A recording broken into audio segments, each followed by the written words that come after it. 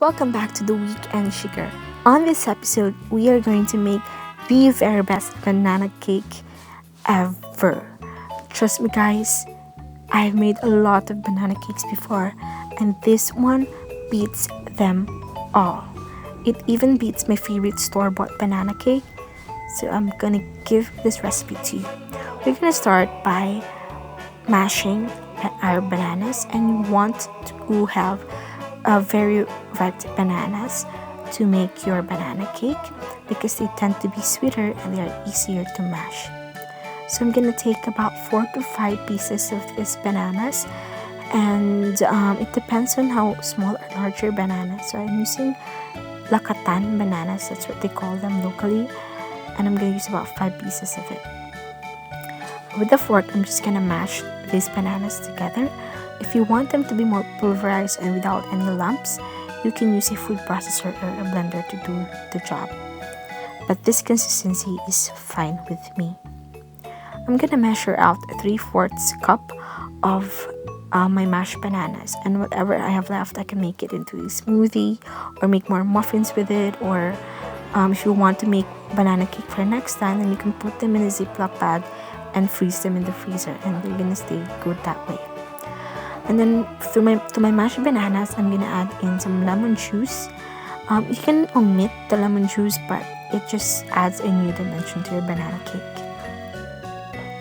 We're gonna set this aside, and we're gonna get a larger bowl, and we're gonna cream our sugar and butter together. You want to cream your sugar and butter together for about 2 to 3 minutes, and do not skimp out on this step because creaming it for that amount of time until it's light and fluffy also gives the final banana cake a light and fluffy texture. This is tip number 1 to having a moist banana cake. We're gonna add in our egg next and only mix this until you see no specks of yolk on your batter. I'm also adding in a tinge of vanilla, and again, only mixing it. Again, I see no tinge of vanilla, so about 5 seconds max. So the next step is very crucial, and you should really follow this one. So I'm gonna add in half of my flour mixture and mix this for about 10 to 20 seconds together until I've mixed most of my flour into my batter. And then add in half of my mashed bananas, and again mixing it for about 10 to 20 seconds. Then third, I'm gonna add in half of my buttermilk and mix this for 10 to 20 seconds again. And after this, I'm gonna again repeat the process by mixing first my flour and then mixing it for 10 to 20 seconds, then my mashed bananas, mixing it again for 10 to 20 seconds, and then my buttermilk. So we do this because our general theme for this banana cake is do not overmix your batter. So that prevents from overmixing the batter. And then I'm gonna switch to a spatula just to get all the flour on the side at the bottom of the pan. Once we've reached this consistency, we're gonna transfer our batter into our rectangular tins. You can get away with just having 2 of these tins and baking your batter in 2 of these tins. Fill them up 3/4 of the way up, but I'm making a shorter version of banana cake and I want to bake them faster, so I'm gonna use 3 of these rectangular tins. You can also bake them in a square tin, whatever you like, but the baking time will differ.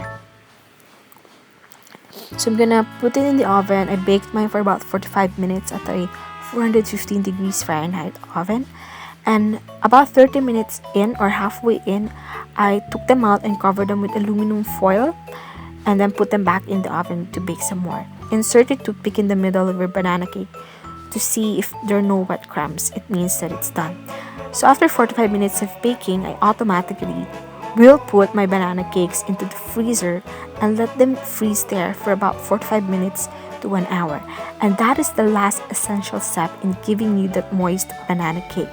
It locks in the moisture inside the banana cake, and it will give you that very soft, very moist banana cake. So those are the different techniques. If you want to read more about them, it's on theweekendsugar.com. I'll leave a link down below. I also made some cream cheese frosting to go with my banana bread. If you don't want to do this, it's fine, but I think that it adds a new lot of dimension to your banana cake. I keep on saying that, but it truly does that.